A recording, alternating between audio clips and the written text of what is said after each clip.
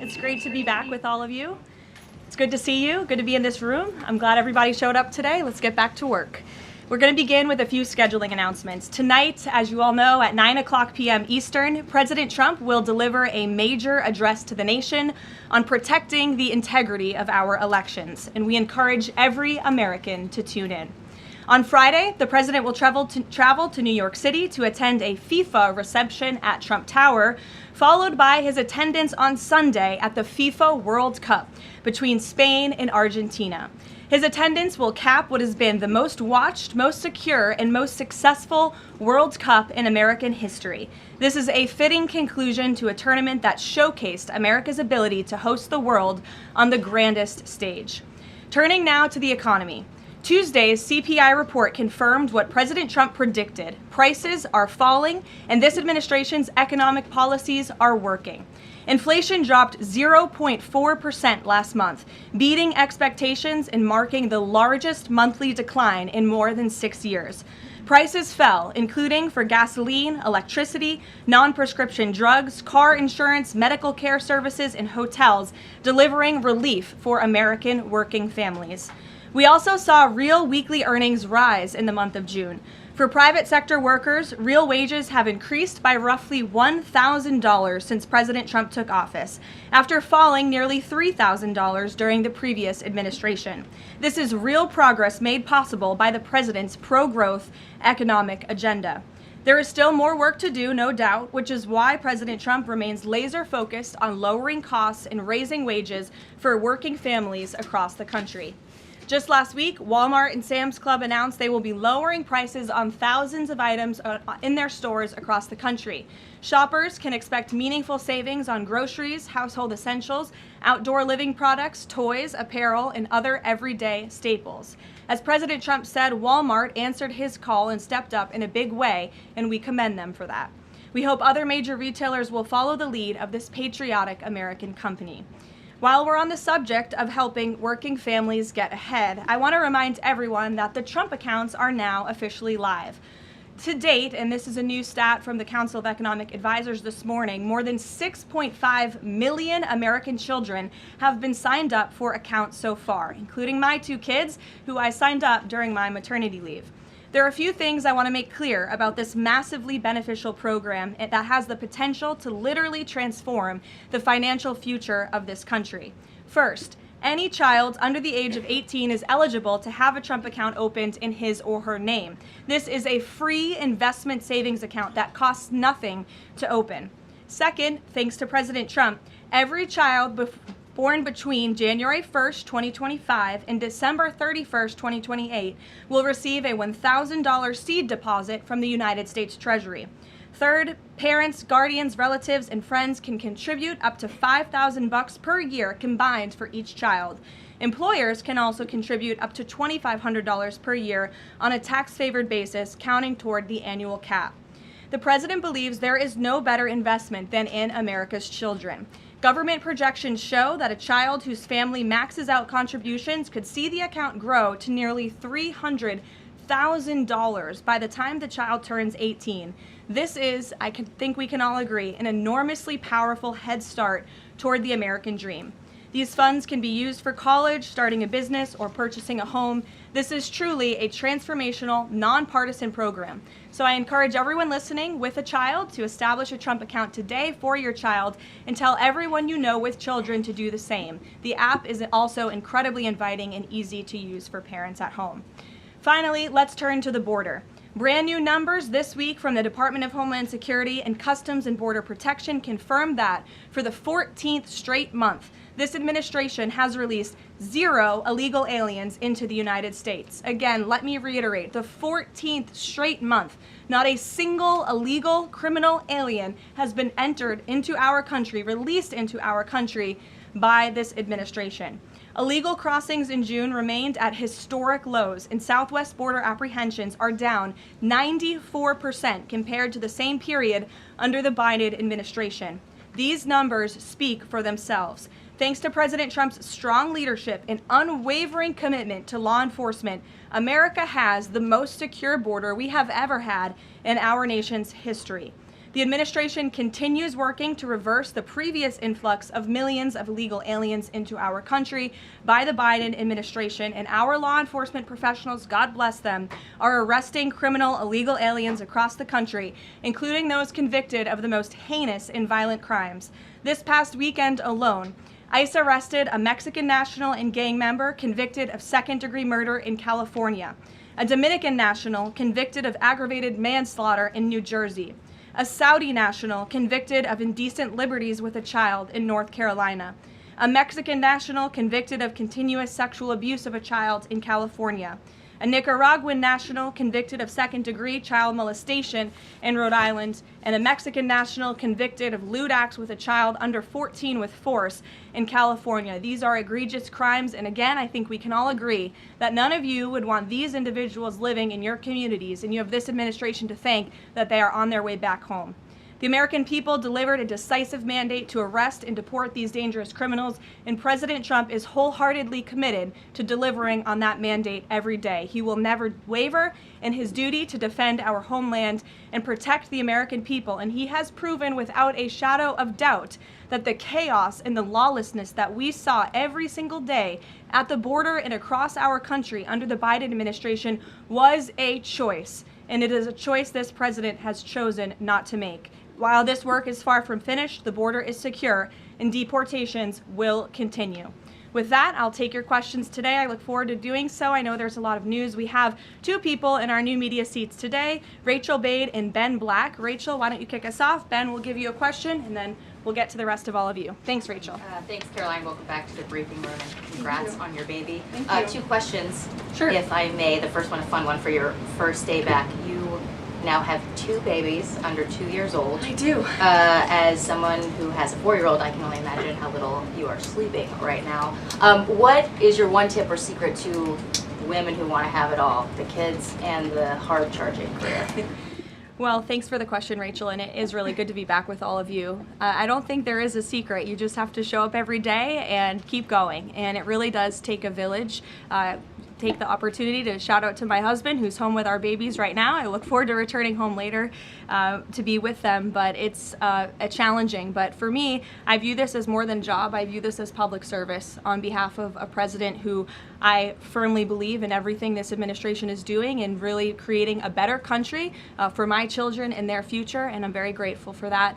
Blessed to both be working in this job, but also to have two beautiful babies at home. And as you know, Rachel, and any mom in this room knows, there's nothing better than being a mother. So thanks for the question. Babies are the best. Okay, a question about tonight.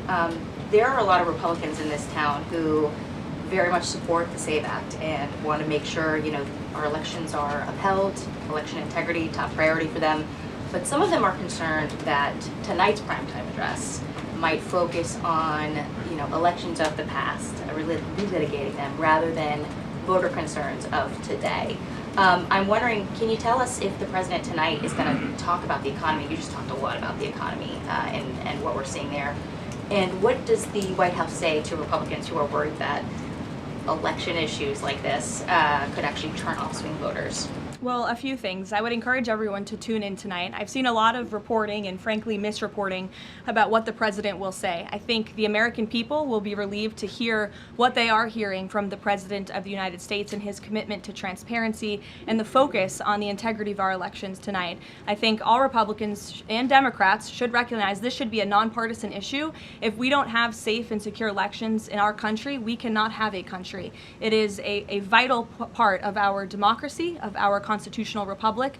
The president will be speaking about that tonight. And in addition, at the very same time, of course, he is working on all of these economic issues that the American people have at home. I just read to you the latest inflation numbers are looking good, the best report in 6 years. The president, Republicans and Democrats and all Americans have this president to thank for the largest tax cuts in American history, which every Democrat on Capitol Hill voted against. You have this president to thank for the Trump accounts for our children and securing the future of the American dream. So this president is doing a lot, but obviously safe and secure elections are a true tenet of our constitutional republic, and the president will be speaking about that tonight.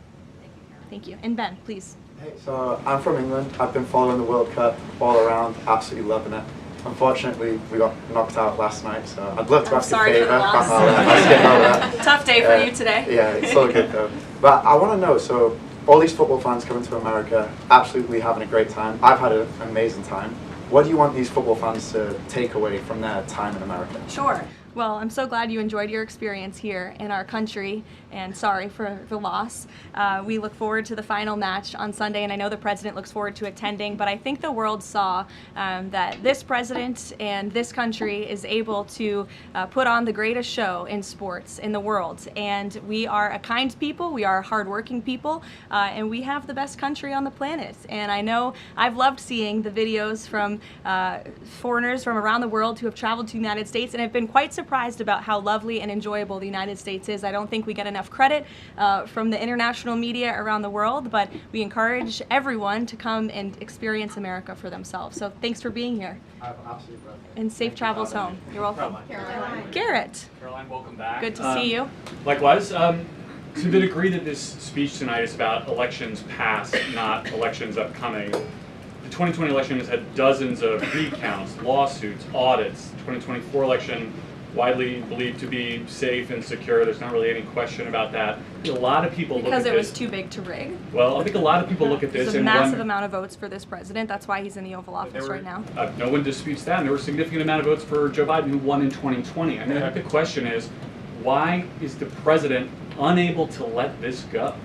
Well, first of all, Garrett, I think part of the problem is that the media has refused to acknowledge that tens of millions of Americans across the country share the concerns of this president about the sanctity of our elections. And your premise of your question, you're jumping ahead to a conclusion in this speech before even hearing it yourself. I think that everyone should tune in tonight, including the people in this room, and you should report on the president's speech and the findings that he is going to reveal in this speech with a little bit of honesty and a little bit of integrity, because it will shock you if you have an honest eye listening to the president tonight, and everything he is saying will be backed by facts and by evidence that will be provided this evening. And again, Garrett, I think all Americans, Democrat, Republican, should agree that we are the greatest country in the history of the world. We should have the safest and most secure elections in the history of the world. And what the president will be speaking about tonight will show you that perhaps that is not the case, and we need to make some adjustments moving forward, including the Save America Act, as Rachel pointed out, is a key legislative priority for this president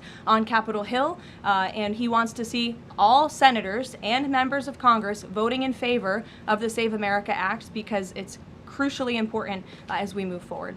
Aisha. Hi, Caroline. Welcome back. And Thank you. I'm assuming the pink is for your baby girl. You know, I didn't think that, but I guess it is now. Thank you. We've talked a little bit about what the president might say tonight, but the other question is, who is running the teleprompter tonight after this report that the other guy is now under investigation for making money off of reading the president's speech? Obviously, I'm aware of the report. The president is too. I spoke with him about it. He believes it's deeply unfortunate and frankly a disgrace. And the individual that was cited in that report is complying with the CFTC, but has been put on paid administrative leave. So there will be a teleprompter operator tonight, of course, but it will not be the one, unfortunately, in that story. One more on Iran. The Vice President, J.D. Vance, went on this podcast with Joe Rogan yesterday, talked about Israel, in which he said that there are some people within their system that we know beyond a shadow of a doubt who are manipulating and trying to change American public opinion to keep the war going on indefinitely. Does the president agree with that statement? I think the president would certainly agree that, yes, foreign countries certainly do try to persuade American public opinion. There's no doubt about that. I think it's just a basic fact. Ed. Good to see you, Caroline. Following up on the teleprompter and then one on tonight's speech, what steps is the White House taking to ensure something like that doesn't happen again? Well, the White House has extremely strict ethical guidelines with respect to issues like this, and as I just told you, this individual will no longer be here. He'll be on paid administrative leave. I'm sorry, without pay. The administrative leave is unpaid, to be very clear. That was a decision by the president, so I think that speaks for itself. On the concerns about the election, will the president accept the results of November's elections?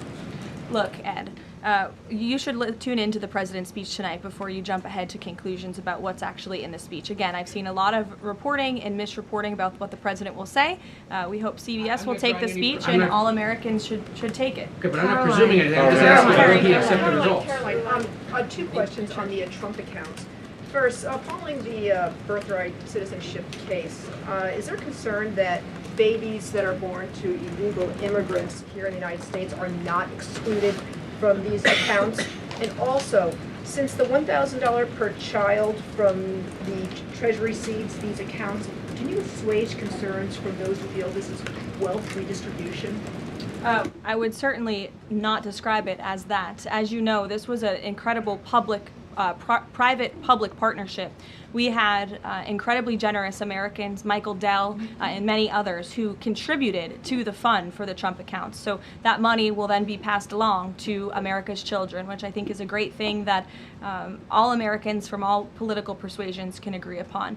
With respect to your question on birthright citizenship, I think the president has made his view and the White House has made our view on this case quite clear. We're going to continue to move forward to work with Congress, hopefully in the future, to remedy this problem in our country and to ensure that we cannot have this scam continuing where you have foreigners from all around the world traveling to our country to give birth to babies who are then given the greatest privilege on the face of the planet, American citizenship. That's not how our founding fathers intended this country to work or to operate, and the administration is committed to finding solutions to remedy that. Do they have access to the Trump accounts, though? Those are children of those illegal aliens? That's not something I've discussed directly with the president, so I don't want to speak out of turn on that. As you know, Carrie, all American citizen children are able to access the Trump accounts as it stands right now. Sure, go ahead. Thank you very much, Mark Stone from Sky News. Can I switch to Iran, please? Sure. And specifically, the Manab school attack. 120 children dead, 26 of their teachers.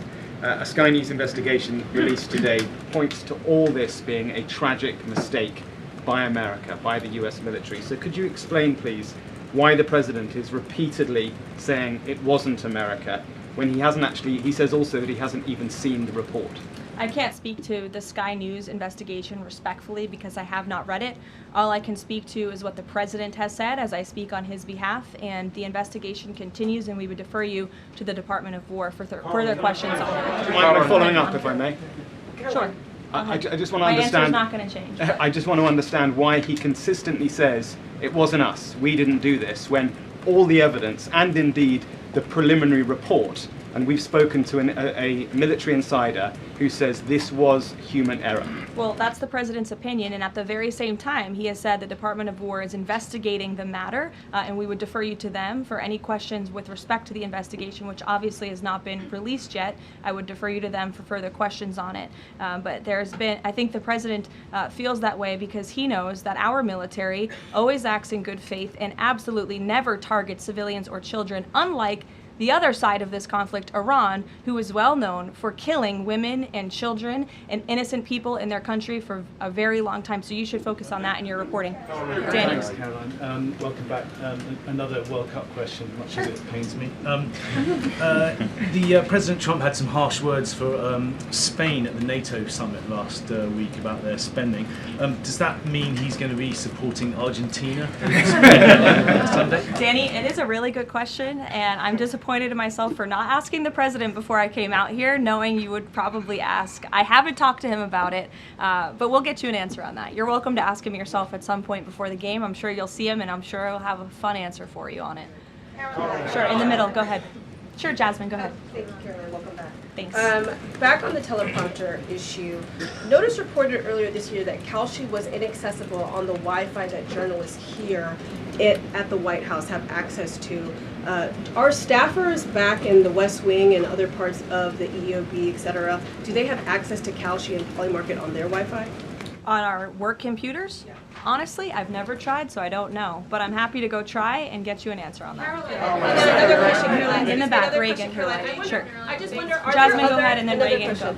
Are there any other White House staffers or people within the administration who are suspected of also placing bets on Kalshi or Polymarket or other things with some of this privileged information? Not to my knowledge. Not that I've been made aware of. And as you saw, I think this played out exactly how it should. Kalshi She notified the CFTC of suspicious activity. They investigated that, identified the individual, and he will now no longer be working at the White House. So I think that answers all the questions on this matter. Reagan. Thank you, Caroline. I have a question for you on the Save America Act and Sure. Senator Graham, and then a quick question on Iran. Sure. Trump said in one of his final conversations with the late Senator Graham that he was talking about the Save America Act and that he felt like they were in a great position with it. Do you anticipate that the Senate is going to be more aggressive to push the Save America Act in light of the fact that it was so important to Senator Graham so close to his death? Sure. Well, since I haven't had the opportunity, let me just express my sincere condolences to Senator Graham's staff and his family. He was beloved by so many here at the White House, especially the president, and I know that the news of his sudden passing was just tragic to all of us, especially the president, who considered him a dear friend. The Save America Act, as I said, Reagan, is of vital importance to this president, and he wants to see it move forward. I understand that Capitol Hill and Speaker Johnson are moving forward with attaching as many elements of the Save America Act as possible to the Budget Reconciliation 3.0. Here we go. The president is supportive of that process, and he hopes that Republicans will vote for this important piece of legislation. The Budget Reconciliation bill not only will address the Save America Act, but also ensure important aid for our farmers and our war fighters, which the president supports as well. Brian. Thank you, Caroline. Welcome back. Thank you. On the Kalshi situation, I have just a few questions on that. Sure. This individual has been accused of making trades around the president's speeches for months. I mean, this has been going on since at least earlier this year, maybe even before that. Did the White House counsel have any awareness that this was going on with this individual? And if not, No. so if no, then why not? Is there any sort of plan in place to try to figure this out, to see if anyone else is doing this, or to track future people from, see if they're making these types of bets in the White House? Any discussions around that? Look, there are very strict ethical guidelines here at the White House that explicitly state not to do this, and the White House counsel's office makes that clear to all of us who sign up to work in government on behalf of the president. So I think there has been a plan in place. This individual unfortunately violated the plan, and therefore he's paying the consequences for it. I don't know why there's further questions I on just want to follow on this, but then doesn't that leave open the possibility, even though there are the rules, I mean, there's no disputing there are strict rules on this, but if there are no mechanisms in place, and then I'm not saying that there should and should not be, but if there are none in place to try to track this happening inside the White House and inside the executive branch of the government, doesn't that leave it open a possibility for this to keep happening or happening again, and these result people making bets like this inside the administration? Again, there are very strict ethical requirements required by all staffers and officials here at the White House, and if they are violated, people will pay consequences for that, as you're seeing with this case. Libby. Caroline, welcome back. Thank you. I have a question about Senator McConnell, but first on Iran. President Trump has now greenlit strikes on Iran for nearly every day this week. Does the White House describe negotiations more at a standstill or essentially completely over? Well, I've spoken with the president about this as recently as an hour ago. Iran very much continues to talk to the United States of America and express that they want to make a deal with us because they are suffering devastating blows on behalf of our United States military. The reason, and this is important for the American people to understand, the reason for the recent strikes over the course of the last several days is because Iran violated the Memorandum of Understanding that we struck with them. Specifically, in the Memorandum of Understanding that they signed, they were not to fire on commercial vessels moving through the Strait of Hormuz. And unfortunately, they have made the tragic decision for them to do that. And President Trump is not going to sit by and allow these active acts of terrorism to take place in the Strait without ensuring Iran pays consequences for that, and that's what we are witnessing right now. Spoke to him about this within the last hour. I mean, does he essentially seem fed up with these negotiations? And can you explain why the American people should think that a deal with Iran would even be worthwhile at this point, given the fact that they broke it already? Well, look at how bad they are behaving. It just proves the president's initial point for launching Operation Epic Fury in the first place. Iran can never obtain a nuclear weapon. That's why he launched Operation Epic Fury. They have suffered devastating blows to their military and their economy as a result. The president is always open and willing to diplomacy. He is the peace through strength president after all. After Operation Epic Fury, the conclusion of it, we did move forward into a diplomatic phase, if you will. But unfortunately, Iran has has since violated that. They have expressed they still want to make a deal to the president. We're talking to them, but again, the president is not going to allow them to fire on ships in the Strait without paying a consequence for that. And I think just one more point, I think throughout this entire endeavor, the president has proved not just to Iran, but to the entire world that we can hit Iran anytime, anywhere, any place, and their ability to defend themselves has been essentially wiped out because of this president and Operation Epic Fury in the first place. Sure. Lena, go ahead. Thank you so much. Welcome back. Thank you. 2 questions for you. If I can read 2 comments, one made by President Trump and one made by the Vice President on Iran. President Trump recently said, as far as I'm concerned, it's just a waste of time dealing with them. They're liars. There's something wrong with them. They are cuckoo. They are scum, sick people, vicious, violent people. And then Vice President Vance went on Joe Rogan last night and he said, I'm very frustrated by the Americans and frankly by people in other countries who say you cannot negotiate with the Iranians. So your response to these contradictions, because I think you can understand how that's confusing for Americans with this mixed messaging. And then second question for you, at least 6 Americans are still detained in Iran. Will President Trump make this conditional, a point of condition in continuing these conversations with the country as well as political prisoners and also people that are still being executed in Iran to this day? Sure. To your second question, I'll never create a red line or a condition on behalf of the president without his blessing. I haven't heard him say that, but obviously ensuring the return of Americans wrongfully detained or held hostage all over this world remains a priority for him, and he has done so in a tremendous way over the course of the last year and a half. Americans from all over the world have returned home thanks to this president and the efforts of his national security team. To your first question about the comments between the president and the vice president, respectfully, I do think you're taking comments from different times throughout this conflict and kind of asking me if these are contradictory of each other. I can tell you the president, vice president are on the exact same page about where we are right now in this conflict. And the fact that you do see elements of what's remaining in the Iranian regime that are more willing to make a deal and then other elements who are not so maybe willing to make a deal shows that Operation Epic Fury was incredibly effective because we neutered their ability to communicate with one another, and they are a fragmented system. They are not the once very strong, powerful terrorist state that they were before this operation, which was one of the ultimate goals. So we'll continue to work through the process, and as I said, the president will hold them accountable when they turn their back on the words that they state to the United States, but he is always open to diplomacy at the very same time. Thank you, Caroline. Sure. Regarding the president's speech tonight, he's been in office over 540 days now. If what he says is tonight is backed up by evidence, why hasn't anyone been charged? Well, he hasn't revealed it yet. He hasn't declassified the documents yet, and you will see what he says tonight, and then we'll move forward appropriately from there. Tonight from the Justice Department? I don't speak on behalf of the Justice Department, Caitlin, you know that. Rachel. By evidence, will there be charges? You'll have to ask the Justice Department. I don't charge people. I just speak on behalf of the president. Rachel. Thanks, Caroline. Welcome back. Just a point of clarification really quick. On the staffer who is accused of profiting off of the president's speeches, you said he'll no longer be working here. Is he on administrative leave or is he going to be fired after that's over? He's on unpaid administrative leave right now. Okay. And just to follow up on the president's speech tonight, I mean, we've been talking to a lot of Republicans over on Capitol Hill. They have said that focusing on the economy is the right way to go ahead of the midterm elections. They believe that's what voters care most about. What does the president say to Republicans who think that focusing on the 2020 election, election integrity, all of these issues right now is not the right approach so close to the election? Well, again, you guys have not heard the speech yet, so I would digress with the criticism until you actually hear what the president is going to say and what he's going to say when he addresses the American public. I would also add again that the administration and especially this president are able to walk and chew gum at the same time and tackle a number of issues on a number of different subjects every single day. We see that president do that working around the clock on foreign policy, on domestic policy, all of the time.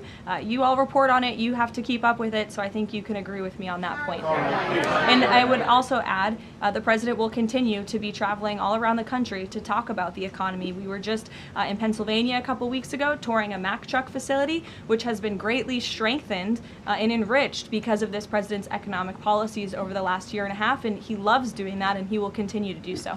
Jennifer, go ahead. We have seen with the increased community strikes a real decrease in traffic through commercial traffic through the Strait of Hormuz.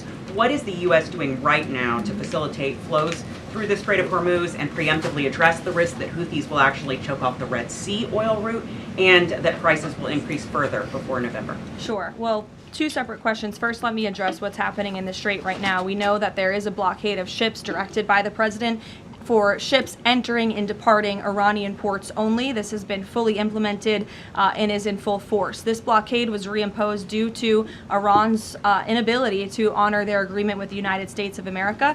More than 10,000 U.S. sailors, Marines, and airmen, along with 2 aircraft carriers and more than 20 warships and dozens of aircraft, are executing the blockade mission as we speak.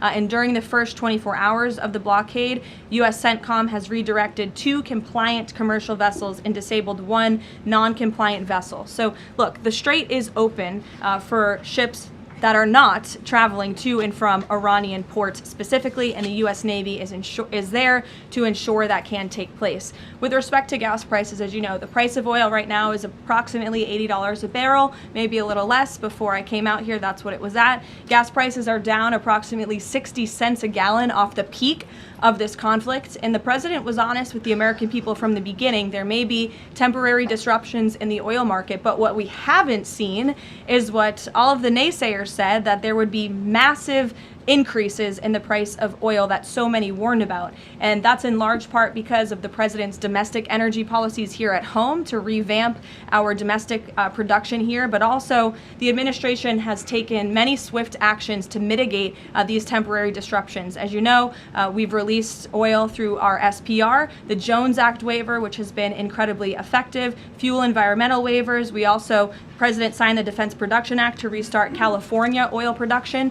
So all of these very swift and mighty actions on behalf of this administration have led to a rather stable oil market, and the president will continue to do all he can to ensure prices come down, stay stable for the American people and the American consumer until the end of this conflict. And ultimately, I think Americans should keep in mind why we're doing this in the first place, to ensure that Iran, a terror state, can never obtain a nuclear weapon.